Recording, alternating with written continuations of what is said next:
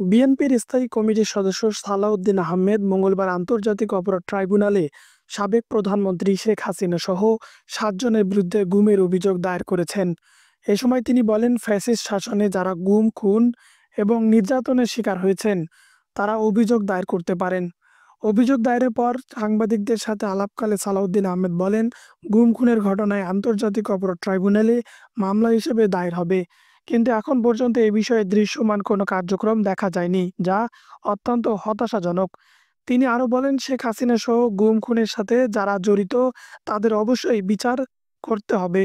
এ সময় সালাউদ্দিন আহমেদ গুমের ঘটনায় এখন পর্যন্ত গ্রেপ্তার হওয়া ব্যক্তিদের শাস্তি এবং যারা পালিয়ে গেছেন তাদের খুঁজে বের করার জন্য গুম কমিশনের প্রতি আহ্বান জানান।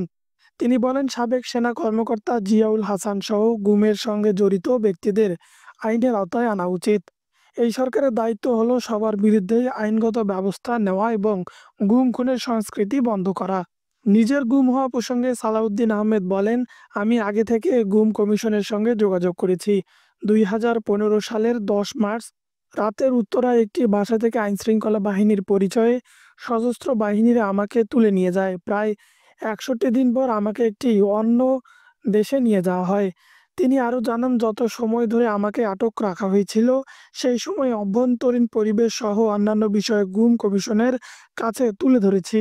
সালাউদ্দিন আহমেদ 2015 সালের 10 মার্চ রাজধানীর উত্তরা থেকে নিখোঁজ হন। প্রায় 2 মাস পর 11 মে ভারতের মেঘালয়ের শিলং শহরে পুলিশ তাকে খুঁজে পায়। তাকে ভারতের বৈধ নথিপত্র ছাড়াই প্রবেশের অভিযোগে গ্রেপ্তার করা হয় এবং ফরেনার্স অ্যাক্ট অনুযায়ী মামলা করা হয়। 2018 সালে তিনি এই মামলায় খালাস পান। তবে ভারত সরকার রায়ের বিরুদ্ধে আপিল করলে তাকে ভারতে থাকতে হয়। এই ঘটনার পর 2015 সাল থেকে 2018 সাল পর্যন্ত সালাউদ্দিনের নিখোঁজ থাকা অবস্থায় তার পরিবারের সদস্যরা এবং রাজনৈতিক সহকর্মীরা নানা ধরনের দাবি জানিয়ে আসছিলেন এবং সালাউদ্দিন নিজেও আন্তর্জাতিক কমিউনিটির কাছে এ বিষয়ে প্রতিবেদন জমা দিয়েছেন।